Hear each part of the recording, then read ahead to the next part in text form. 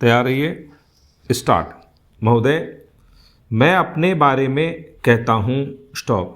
जब मैं छोटा था और कॉलेज में पढ़ रहा था तब रूस और जापान के बीच युद्ध छिड़ा स्टॉप। उस समय समाचार पत्रों में जापान के संबंध में बहुत सी बातें छपा करती थीं स्टॉप। उनमें एक बात यह भी थी कि जापान में समूरिया जाति के लोगों ने अपने सब अधिकार वहाँ के राजा को दे दिए थे स्टॉप। उसके बाद जापान बड़ी उन्नति कर सका स्टॉप। हम लोग यह पढ़कर आश्चर्य और सराहना करते थे स्टॉप। उससे बढ़कर हमारे यहाँ के लोगों ने स्वराज्य स्थापित होने के बाद 1-2 वर्ष के में एक उदाहरण उपस्थित करके दिखाया स्टॉप। हम भी अपने हजारों वर्षों के इतिहास को नहीं भूलेंगे स्टॉप। जो रियासतें अलग अलग स्थापित हो गई थीं और एक प्रकार से भारत कई टुकड़ों में बटा हुआ था, वे सब टुकड़े एक हो गए स्टॉप। आज ब्रिटिश भारत और देशी रियासतें मिलकर एक हो गई हैं स्टॉपेरा।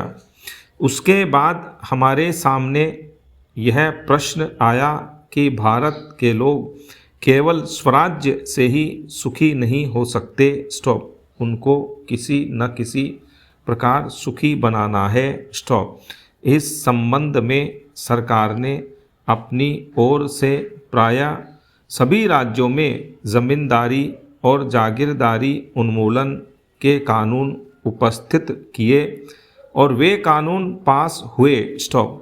प्रसन्नता की बात तो यह है कि बहुत से स्थानों में कानून उन लोगों की स्वीकृति से तथा उन लोगों की सलाह से पास किए जिनकी जमींदारी और जागीरदारी समाप्त हो जानी थी स्टॉप। यह भी देश प्रेम का उदाहरण है स्टॉप। उन लोगों ने अपनी संपत्ति का त्याग इसलिए किया कि उससे सारे देश को लाभ पहुँचे स्टॉप। वह काम भी लगभग पूरा हो गया और पूरा होता जा रहा है स्टॉप। हमारे सामने मार्ग प्रशस्त है और अब हमें इस पर चलने की शक्ति चाहिए स्टॉपेरा। हमें परस्पर कभी कभी इस प्रकार की संकुचित धार्मिक अथवा सामाजिक भावना देखने में आती है जिसके कारण कभी कभी लड़ाई झगड़े हो जाते हैं स्टॉप। हम इस चीज़ को भी दूर करने का प्रयत्न कर रहे हैं स्टॉप। हमारे संविधान में स्पष्ट बता दिया गया है कि कोई चाहे किसी भी धर्म का क्यों न हो, किसी भी जाति का क्यों न हो, इस देश में सबको समान अधिकार है स्टॉप।